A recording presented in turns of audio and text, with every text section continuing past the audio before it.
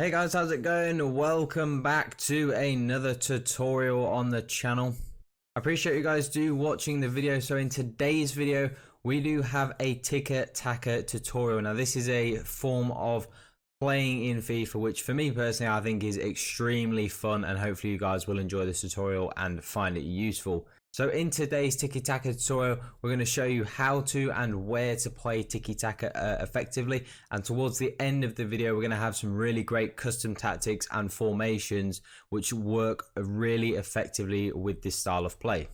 But first and foremost, question number one that you have is, how do we do it? So when we're talking about how do we do it, what we're talking about is sort of maybe the buttons that we press and the areas of the pitch that we do it. And you can see a great example here of how close together all of our players are, and this is really important. This is how it should look. Now the left button, the right stick, and the A in this occasion, because we want to just play a lot of those quick give and goes just to get into that spacing behind.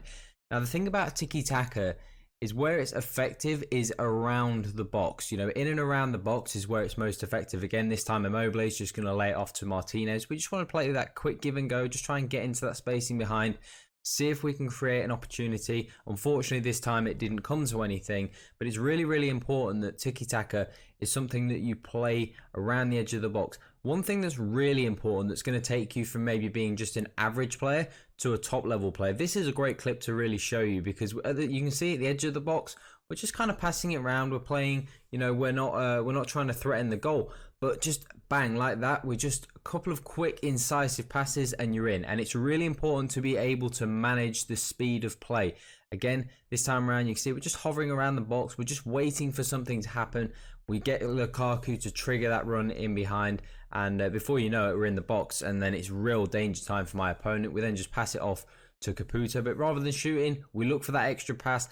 That is the Tiki Taka way. That is the way. You know, you're trying to almost walk the ball into the net. And like I said, it's super important that you just worry about trying to get everybody involved, but controlling your speed around the box. Don't be rushing. Don't be trying to force the ball into your strikers if it's not there. Don't be afraid to kind of just retain possession. And that doesn't always mean passing the ball backwards. That still means you can be aggressive and attacking and offensive, but you don't always have to look for the pass forwards. It's really important that you do retain possession, because Tiki Taka is about a lot of quick 1-2s and passing. In that, we could have actually taken that chance a little bit closer with Immobile, but it's also about retaining possession and having high amounts of possession, because the more of the ball that you have, the less effective your opponent is going to be at trying to score goals. So it's really important that you don't just try and force the ball into your strikers if it's not there. You really do try and retain possession, because that is how we play Tiki Taka.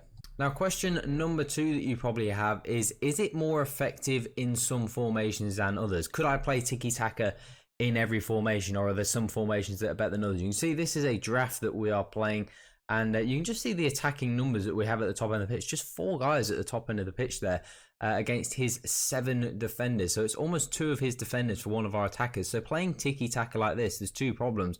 One, he's got a lot of defenders back, so it is the way you really have to play. But we just don't have the numbers up the pitch. You can just see that the massive holes and spaces and gaps between our players. Ronaldo this time, look at how deep Ronaldo is having to come off the front line, because there's just no one to link up the play. It would be really handy if we had a player right there, as we've highlighted, just to be able to knock that ball and just allow Ronaldo to get back up the top end of the pitch, because he's having to drop in. And this is what we mean when, is it more effective in certain formations? Yes, it absolutely is. There's a few key positions that you need to make Tiki Taka effective. Now, it is possible to a degree in every formation. It is just more effective in some than others. Like I said, there's a couple of key positions that you really need, and tactics and instructions that really kind of tailor to the strength of this play style. But it just, when you play it in a formation like you're seeing in some of these examples, it's just a lot more risky, because the gaps and spaces between your players is a lot larger. And you can see we're having to play like 20-25 yard passes just to get some opportunities. We're still getting some chances, but they're not yielding in great chances. Just a quick thank you if you have made it this far into the video, and if you are enjoying the content and you would like to see more, make sure you do hit that subscribe button right there. It would be much appreciated, so make sure you don't miss out on any future content. Also, if you do have any questions, make sure you do follow us on Twitter, and we will get around to answering your questions as quick as possible. So question number 3 that I'm sure you probably are asking is, what tactics and instructions should we use? Now, as we explained in some of our clips, and as you saw in some of our clips, you now know how to do it. You now know that it only is really effective in certain formations. So then the question would be, what sort of formations is it great in? And the 4-2-3-1 is a really good example. Another one is the 4-1-2-1-2 narrow. That is also a really good example of where this will work. The reason why it works so well in these formations is, as you can see with the 4-2-3-1, just how close together all your players are. You know, there's no real massive spaces. Everybody is able to link up with each other. Lots of great little triangles and areas where you can just create a lot of chances. Whereas in some other formations, maybe for example, like a 4-3-3 flat, for example, you're able to see that there's just no DM, there's no CDM to link up from the centre backs, and there's also no attacking midfielder to link up to the strikers.